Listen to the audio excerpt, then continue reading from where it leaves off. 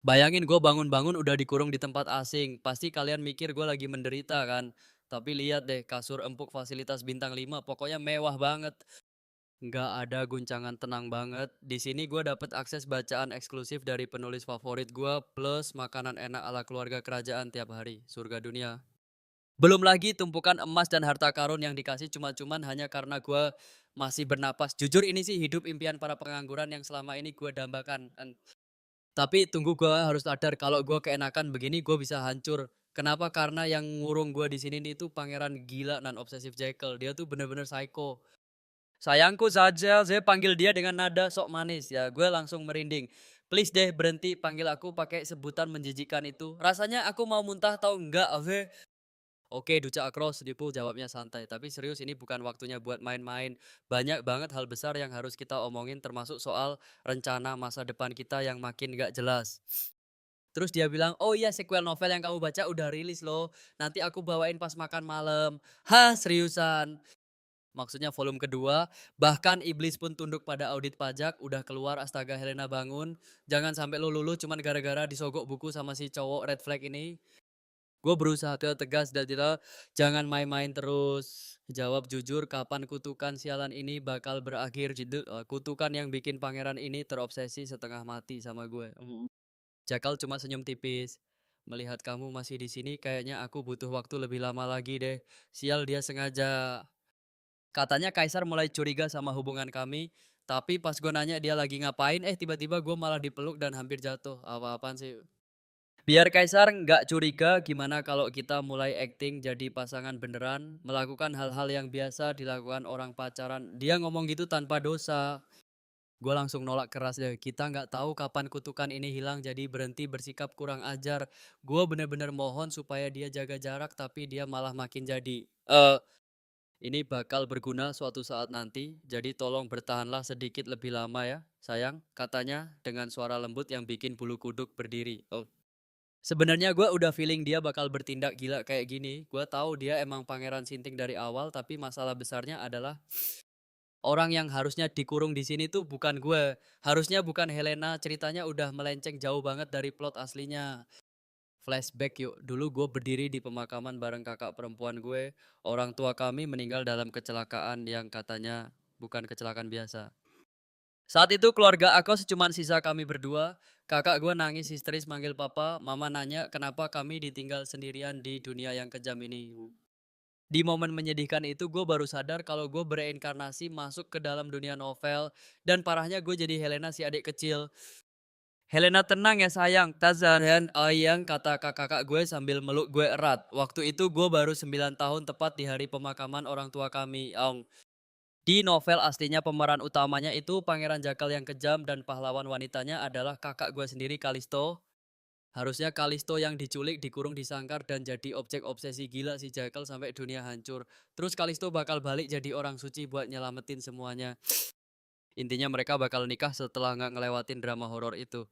Tapi entah kenapa takdir malah naruh gue di posisi ini. Sebagai Helena yang harusnya cuma karakter sampingan. Helena kamu negak apa-apa nih suara Kak Calisto ngebuyarin lamunan gue. Gue cuma bisa bengong ngelihat kakak cantik gue ini. Di novel aslinya Helena itu adik yang iri dan jahat. Dia malah kerja sama bareng villain buat bikin kakaknya sendiri menderita di tangan Jekyll. Tapi Kak Calisto tulus banget. Tenang ya, jangan takut. Kakak bakal jagain kamu sebagai pengganti ayah dan ibu. Sejak saat itu gue punya satu tujuan hidup. Gue bakal lindungin Kak Kalisto dari si Pangeran Psycho Jekyll gimana pun caranya. Kakak jangan khawatir, aku bakal baik-baik saja. Kata gue meyakinkan dia. Hubungan kami berdua emang deket banget. Tapi masalah datang dari kerabat yang serakah. Mereka bilang kami nggak bisa hidup sendiri dan butuh wali. Gue tahu banget niat busuk mereka. Mereka cuma mau manfaatin kami buat ambil harta warisan. Dulu mungkin Helena asli bakal kemakan omongan mereka, tapi sekarang nggak akan. Keluar kalian semua pergi dari sini. Teriak gue berani. Gue juga udah baca ceritanya, jadi gue nggak bakal ketipu sama muka dua kalian. Semua orang shock lihat anak kecil kayak gue bisa seberani itu. Tapi tekanan dari keluarga Rakus itu nggak berhenti gitu aja. Gue harus jagain Kak Calisto dengan segala cara. Sampai akhirnya keajaiban datang, paman gue muncul di waktu yang tepat. Paman benar-benar baik dan tulus jagain kami. Perlahan hidup kami mulai stabil dan normal lagi, tapi masalah sebenarnya belum selesai. Gue harus kerja keras siang malam tanpa tidur demi memperkuat posisi keluarga kami. Semua ini demi kakak gue tercinta Kalisto. Kekuatan keluarga kami harus lebih besar supaya si Jekyll nggak bisa nyentuh kakak-kakak gue seenaknya. Gue bener-bener jadi ambisius banget. Gue bahkan harus beresin masalah penyelundupan pajak segala. Tapi gue nggak sadar kalau ternyata Kak Calisto ngelihat perjuangan gue dari sudut pandang yang beda. Helena adekku yang mungil dan lemah. Kenapa kakak nggak bisa ngapa-ngapain buat kamu? Gumam dia sambil sedih. Lah padahal gue lagi semangat-semangatnya. Maafin kakak ya Helena, kamu sampai bangun gara-gara kakak. Duh, kakak gue emang terlalu lembut hatinya. Dibanding Kak Calisto, fisik gue itu emang tinggi, lebih gampang dia sakit. Makanya gue sering jadi incaran lawan politik yang mau jatuhin keluarga kami. Tangan kakak dingin banget, kata gue manja. Dia jawab kalau dia bakal ngelakuin apapun demi gue. Dan beberapa tahun kemudian kami pun tumbuh dewasa. Sekarang gue di udah 20 tahun karena kecerdasan dan kerja keras gue dari umur 9 tahun semua orang setuju kalau gue yang bakal jadi kepala keluarga.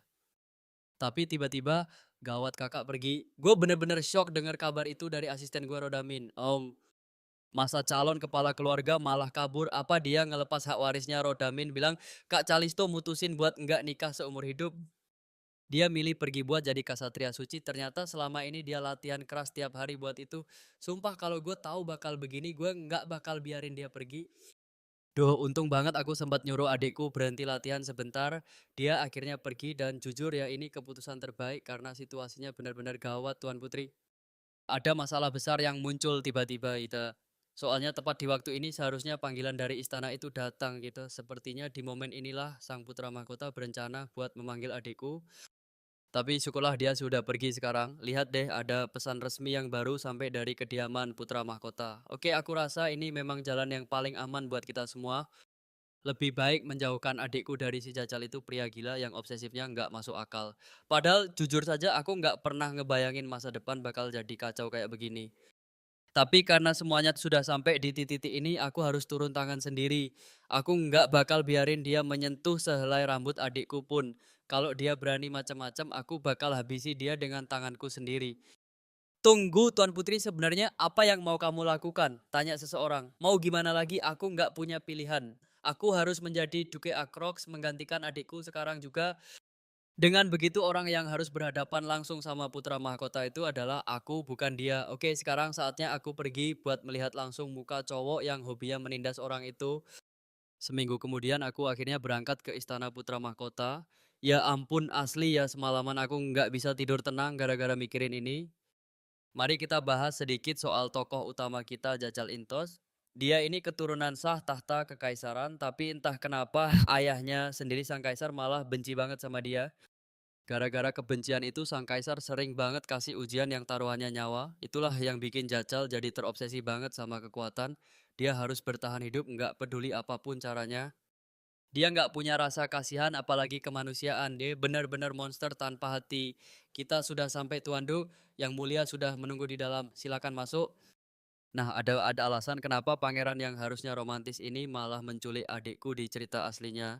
Dan percaya deh, alasannya sama sekali nggak ada romantis-romantisnya, apalagi cinta pandangan pertama. Nol besar alasan sebenarnya adalah harta karun keluarga. Di dalam cerita ini dia menculik adikku cuma demi benda itu. Harta yang sangat berharga milik salah satu dari 12 keluarga kekaisaran. Benda itu disebut harta karun zodiak dan masing-masing punya kekuatan yang sangat unik. Untuk keluarga kami sendiri, harta yang kami punya disebut Akrox. Di Dodo dalam novel cara awal dia mendekati adikku buat dapetin harta itu adalah lewat lamaran pernikahan. Tapi begitu rencananya gagal dan adikku menolak mentah-mentah, dia langsung main culik. Dan aku yakin banget plot gila ini tuh nggak bakal berubah sedikit pun. Tapi tenang saja, aku sudah nyiapin semua rencana buat menghadapi cowok licik ini. Yang mulia Duke Akrox sih sudah tiba di Izuos. Aku melangkah masuk buat menemui dia. Tapi astaga, harus aku akui visual pangeran ini memang nggak main-main. Ganteng banget sialan. 7 bintang dari Menara Sihir Selatan Akrox datang menemui Sang Surya Agung. Dia menatapku tajam. Sepertinya kamu benar-benar sudah lupa semuanya ya. Hah, apa? Oh, bukan apa-apa. Jawabku gugup. Dia tersenyum dingin. Selamat datang Duke Akrox yang baru. Kamu pasti sudah berusaha keras buat sampai ke sini kan? Tapi sejujurnya aku berharap adikmu yang datang. Tapi ya sudahlah, kalau kamu sudah mewarisi gelar Duke berarti kamu tahu cara pakai kekuatan harta karun Akrox kan? Tuh kan benar dugaanku, dia memang mengincar harta itu. Tentu saja aku tahu cara pakainya. Tiba-tiba dia bilang begini, aku mau kasih tahu sesuatu yang mungkin bakal bikin kamu shock. Aku jatuh cinta sama jiwamu sejak pandangan pertama. Jadi maukah kamu menikah denganku? Aku cuma bisa melongo. Dasar nggak tahu malu. Baru saja bahas soal harta detik berikutnya langsung melamar. Ini dia yang bodoh atau memang nggak punya urat malu sih. Aku pun membalas dengan santai, "Oke, tapi sebelum itu seberapa besar kamu berani bayar aku?" Dia kaget, "Apa? Kamu ngomong apa tadi?" Aduh, sepertinya bahasaku kurang jelas ya. Oke, aku perjelas lagi. "Apa keuntungan yang bakal aku dapetin kalau aku terima lamaranmu?" Tanyaku balik. "Mari bicara jujur, kamu nih nggak mungkin jatuh cinta pada pandangan pertama denganku. Kamu pasti mau sesuatu dari aku kan? Jadi kalau lamaran ini serius, aku punya satu syarat. Gimana kalau kita lakukan pernikahan kontrak saja, hubungan yang murni berdasarkan keuntungan. Hubungan kita bakal lebih produktif dan terarah kalau kayak begitu. Nah, inilah rencanaku menggunakan lamaran dia buat keuntungan pihakku. Aku bakal bersikap seolah-olah aku kasih apa yang dia mau biar dia merasa sudah menang. Awalnya aku bakal bikin dia sibuk supaya dia lupa soal rencana menculik adikku. Begitu dia merasa aman dan lengah, aku bakal ulur waktu lalu kabur sejauh mungkin. Rencanaku pasti berhasil, tapi biar dia benar-benar berpaling dari harta karun itu, aku harus kasih sesuatu yang lebih menarik perhatiannya. Aku nggak perlu khawatir, karena aku sudah berhasil menyelamatkan wilayahku yang hampir bangkrut dengan kemampuanku sendiri, aku pasti bisa memenangkan negosiasi ini. Wah, berani banget ya kamu bicara kayak gitu. Menyakitkan loh, pernikahan kontrak, dia menatapku seolah nggak percaya. Kamu tahu kan hubungan kayak gitu bakal berakhir suatu saat nanti. Padahal aku sudah bilang kalau aku jatuh cinta padamu. Jadi aku menolak mentah-mentah ide pernikahan kontrak itu, tegasnya. Kalau masalahnya soal waktu kita bisa pelan-pelan kok, jawabku. Bukan itu masalahnya kita ya potongnya cepat ya. Yang jika aku mau itu ya hubungan permanen dan jadi kan nggak akan pernah ada itu kata kontrak. Maukah kamu menikah denganku dan janji bakal terus bersamaku selamanya? Gila, orang ini benar-benar enggak waras. Apa-apaan sih? Dia enggak, aku tetap menolak yang mulia, kataku tegas. Dia nanya lagi, "Kenapa? Apa kamu merasa rugi kalau sama aku?" "Maaf banget ya, tapi jujur saja wajahmu itu sama sekali bukan tipeku." Kataku jujur. "Jangan kasih alasan sepele kayak gitu. Kasih tahu alasan yang sebenarnya," bentaknya. Ya ampun kok bisa ya ada orang sepercaya diri ini. Sebenarnya aku takut ini bakal bikin yang mulia tersinggung, jadi aku nggak berani bilang. Lupakan soal sopan santun itu, cepat katakan yang sejujurnya, perintahnya. Oke, kalau itu maumu. Sebenarnya aku merasa nggak nyaman melihatmu dari ujung rambut sampai ujung kaki. Intinya wajahmu bikin aku merasa tertekan secara psikis. Apa kamu bilang dia melongo? Aku langsung nambahin. Kan tadi yang mulia sendiri yang minta aku jujur. Ya sudah, itu jawabanku. Aku bakal jadi asisten hukummu selama 1 tahun ke depan dan aku bakal kerja maksimal. Sekarang aku permisi dulu. Aku harus cepat-cepat pergi sebelum dia teriak panggil namaku lagi. Tunggu sebentar, aku sudah kasih tahu pelayan soal tempat tinggalmu.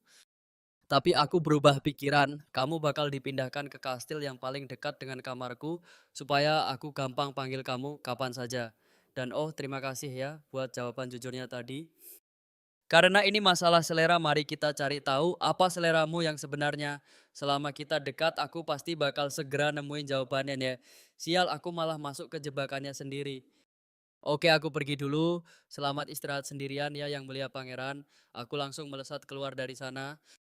Setelah aku pergi, dia duduk termenung sambil berpikir. Menarik, sesuai dugaanku, tapi sayangnya aku nggak bakal lepasin kamu semudah itu. Kamu nggak bakal bisa lari dariku. Tak lama kemudian di kantor asisten pangeran suasana mendadak kacau. Tuan Duk, saya akan segera memanggil tabib kerajaan. Sepertinya penyakit sang duke kambuh atau dia mulai gila beneran. Jangan pernah mimpi bisa kabur dariku selamanya. Tapi nggak lama setelah momen intens itu suasana langsung pecah di ruang kerja asisten pangeran. Tuan Duk, saya akan panggil bantuan sekarang juga. Teriaknya panik. Masalahnya satu rahasia gelap akhirnya terungkap, ternyata penyakit sang Duk itu bukan sakit biasa, melainkan semacam kegilaan yang benar-benar mengerikan. Jangan pernah sebut kata gila di depan gua. Untungnya lu belum kehilangan akal sehat. Tapi apa yang sebenarnya terjadi? Seperti dugaan gua lu nekat melamar sang pangeran. Apa gue harus pesan gaun pengantin sekarang lu mau gua mati berdiri atau gimana? Oke, gua minta maaf. Tapi ini tuh sudah bisa ditebak. Terus kenapa lu kelihatan panik banget gitu? Apa rencana kontrak pernikahan lu gagal total? Iya, lamaran pernikahan kontrak gue ditolak mentah-mentah. Padahal gue sudah tahu akhirnya bakal begini, tapi tetap saja rasanya nyesek. Lo benar-benar melakukan hal segila itu? Lo serius mau dipecat? Enggak, bukan itu masalahnya. Ini jauh lebih gila. Kesepakatannya gagal dan seperti yang gue bilang tadi, ini adalah akhir dari segalanya. Semuanya itu karena harta karun itu. Harta karun Akoks adalah senjata mengerikan yang bisa berubah bentuk. Jadi apa saja tergantung seberapa besar kekuatan penggunanya. Di tangan kakak gue benda itu berubah jadi pedang legendaris. Tapi anehnya sang pangeran kayak enggak tertarik sama sekali buat memilikinya. Masalahnya sekarang gue bener-bener payah. Gue bahkan enggak bisa pakai kekuatan itu. Waktu kakak gue pergi, gue yakin banget kalau Kuku Akrox tuh bakal mengakui gue sebagai penerusnya. Tapi nyatanya gue tetap nggak tahu cara pakainya. Ini artinya gue cuma penerus abal-abal yang cacat. Kalau sampai Jakal tahu soal ini, semua usaha gue bakal sia-sia. Dia pasti bakal mengalihkan pandangannya ke kakak gue dan mencoba menculiknya dengan cara apapun. Tapi harta karun ini, gue sanksi apa gue bisa memakainya meskipun gue mencoba 1000 kali. Kenapa ya? Gue bodoh banget, bener-bener bodoh. Kayak Kia emang cuma nggak ada satupun senjata di dunia ini yang cocok buat gue. Ya sudah, gue bakal siapkan gaun pengantinnya sekarang. Lo mau mati ya, ya Tuhan, gue tahu harus gimana sekarang buat kabur dari si cowok gila ini. Sang putra mahkota bahkan enggak menaruh curiga sedikit pun. Bahkan keluarga kekaisaran saja enggak tahu rahasia terdalam tentang harta karun kuno kita, apalagi keluarga Akrox terkenal sangat tertutup. Hampir enggak ada rahasia yang bocor sejak zaman dulu. Saat Duke berburu naga hitam, dia cuma tahu kalau kekuatan Akrox itu adalah kekuatan suci. Tapi dia di cerita aslinya kakak gue tuh malah membocorkan rahasia besar itu seolah itu bukan hal penting gitu. Tapi sekarang gue malah melihat hal yang sebaliknya. Rodmin, kalau gue kabur dari sini sekarang dan langsung menuju kediaman Duke, apa itu mungkin pasti mustahil kan? Gue bakal langsung dicap pembangkang, dihukum mati, atau bahkan dituduh melakukan pengkhianatan tingkat tinggi. Tapi Sang Duke nggak mungkin melakukan sesuatu yang bakal merusak nama baik wilayah Akrox kan. Jadi lo ini nggak bakal kabur dari sini kan? Iya, gue tahu gue nggak akan kabur. Ini adalah wilayah yang suatu saat nanti bakal ditempati kakak gue lagi. Gue punya tugas buat melindungi tempat ini sampai saat itu tiba. Oke, kita cari jalan keluar lain, kumpulkan semua data, cari semua kasus di mana kepala keluarga menara kembali ke wilayah mereka sebelum masa tugas 1 tahun selesai. Gue sudah tebak lu bakal minta ini, makanya sudah gue siapkan dari tadi. Aturannya keluarga menara harus mengabdi pada putra mahkota selama 1 tahun penuh. Itu waktu yang lumayan lama. Tapi kenyataannya nggak semua keluarga patuh sampai setahun penuh. Gue harus pulang cepat sebelum identitas asli gue terbongkar. Gue nggak punya pilihan lain karena kalau sampai tertangkap, itu bakal jadi akhir buat gue dan kakak-kakak gue. Selamat pagi, Duk. Apa semalaman lo nggak tidur? Nggak kok, gue sempet tidur sebentar. Padahal dalam hati, gue begadang semalaman cuma buat mikir gimana caranya menyembunyikan fakta kalau gue nggak bisa pakai harta karun itu. Tapi tenang, gue bakal baik-baik saja. Gue bisa menutupi muka lelah ini pakai riasan kan. Kalau wajah gue kelihatan kuyu, gue tinggal bilang saja kalau gue ketakutan sampai nggak bisa tidur. Nah, riasannya kelihatan meyakinkan banget. Dan Tara, hasilnya luar biasa cantik. Wah, lu bener-bener menawan. Oke, sekarang ambil uang ini. Terus gimana soal putra mahkota? Apa yang bakal kita lakukan sama dia? Apalagi kalau tuh bukan melawan sekuat tenaga, meskipun jalan ceritanya sedikit melenceng dari versi aslinya, kakak gue sekarang jadi pendukung hidup melajang dan punya kepribadian yang nggak gampang menyerah. Terus gimana sama Jackal, gue butuh waktu buat menganalisis karakter si pemeran utama ini. Cuman dengan cara itu gue bisa bikin rencana yang sempurna. Kenapa lu pasang muka kayak kayak gitu? Gue inget apa yang lu bilang dulu tadi. Pas gue periksa dokumen selama 10 tahun terakhir, gue menemukan bukti penggelapan pajak para pekerja.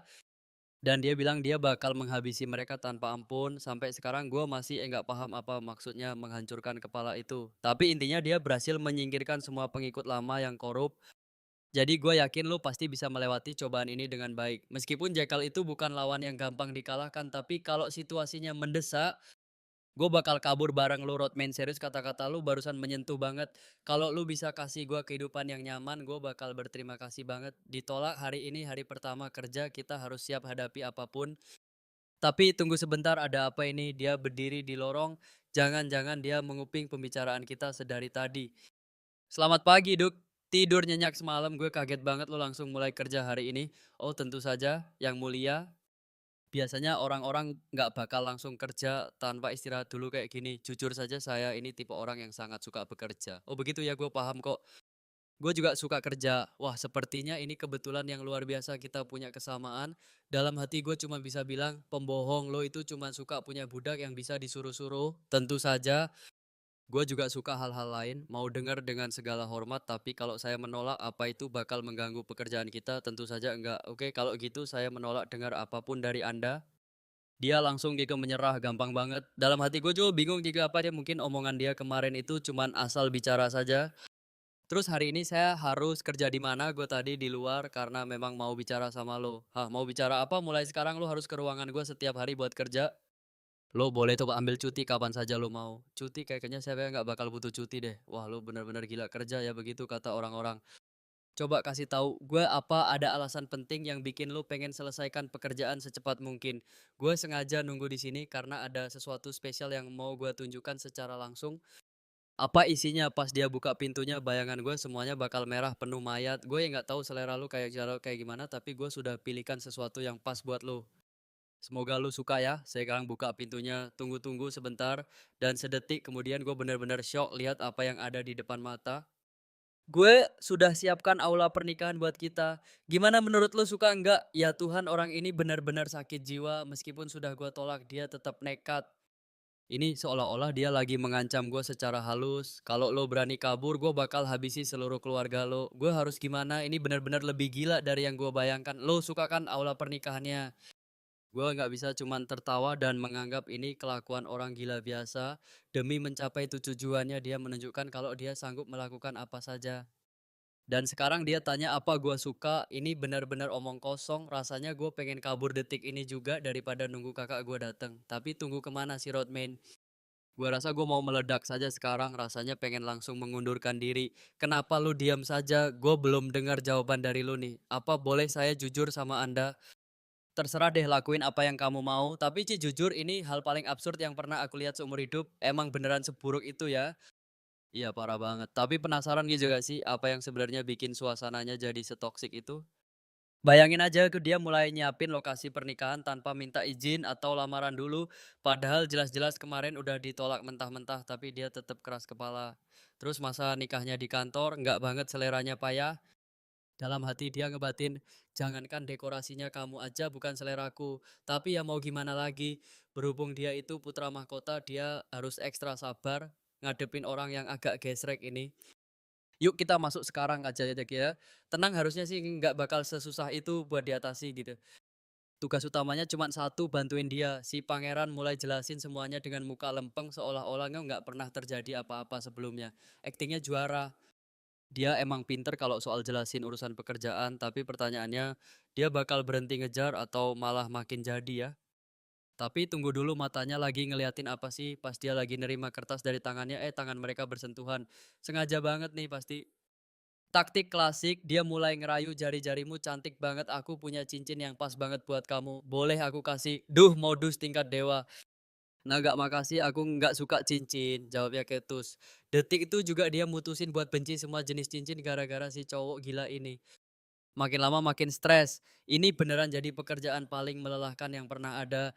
Tiap ada kesempatan si pangeran pasti nyoba buat deket-deket terus, nggak ada capeknya. Habis kerja mau tau ngapain, jadi tanyanya kepo. Jawaban si cewek, mau sakit aja. Akhirnya malam tiba dan dia pun balik ke kamar dengan sisa-sisa tenaga yang ada. Pelayannya langsung panik. Nyonya kok mukanya kayak orang yang mau kabur tiap saat gitu. Rasanya kayak mendadak lebih tua 10 tahun, bener-bener gak kuat. Dia nggak bisa terus-terusan begini. Intinya dia harus cari jalan keluar gitu. Untungnya informasi yang dia minta tadi udah siap. Siap dengerin nggak? Katanya nih, si putra mahkota itu benci banget sama cewek yang agresif banget ngejar dia. Ternyata banyak kejadian pas dia udah dewasa, cewek-cewek pada hobi dandan seksi cuman buat godain dia. Tapi si cewek malah kaget. Bentar, kapan aku nyuruh kamu selidikin tipe ideal dia? Dia kan beneran gak peduli soal selera si pangeran. Bukannya perintahnya jelas ya, selidikin keluarga yang kepala keluarganya diusir dari istana sebelum masa tugas setahun mereka kelar. Tapi si Rodman tangan kanan Duke malah sibuk bahas tipe wanita yang dibenci pangeran. Dia bilang ini semua demi nyelesain penderitaan majikannya. Ada-ada aja. Jangan bikin aku ketawa deh, gumamnya. kelihatan banget kalau si Rodman ini sebenarnya agak menikmati situasi kacau ini. Nakal banget emang, tapi, tenang semua udah diatur kok. Sekitar 5 tahun lalu ada insiden besar yang dilakuin kepala keluarga Balten pas lagi bantuin pangeran. Dia diusir karena kehilangan kepercayaan putra mahkota. Nah, poin pentingnya di sini kalau seseorang diusir paksa dari istana, maka aturan wajib kerja 1 tahun itu otomatis gugur. Strategi baru pun muncul, dia harus bikin pangeran ilfil dan ngusir dia secepat mungkin, bikin skandal lebih banyak lagi.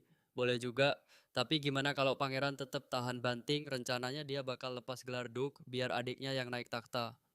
Itu bakal jadi skenario yang paling sempurna. Masalahnya cuma satu, adiknya mau nggak ya nerima tanggung jawab itu. Tapi kalau dijelasin pelan-pelan harusnya aman sih. Oke, ini rencana yang lumayan jenius. Ada pepatah lama bilang kalau ketemu orang konyol kita harus bertingkah jauh lebih konyol dari dia. Kira-kira pepatah itu cocok nggak ya buat situasi sekarang? Dia jadi ingat masa kecilnya yang udah galak banget kalau soal urusan pajak. Aku bakal habisin tikus-tikus koruptor yang hobi nyedot darah rakyat, katanya dulu. Dia emang seambisius itu kalau udah punya target di depan mata. Duk, kita ini kadang suka emang jenius luar biasa, tapi kadang langkahnya suka agak kelewat batas. Pelayannya cuma bisa berdoa, semoga nggak ada masalah besar yang muncul. Nyonya mereka emang tipikal yang kalau udah fokus satu titik bakal lurus terus ke depan persis kayak pas dia masih kecil. Dan besoknya, boom, putra mahkota kaget karena Duk Akrux nggak muncul buat kerja hari itu. Wah, perang dingin dimulai nih. Menurut kalian gimana? Tulis pendapat kalian di kolom komentar ya.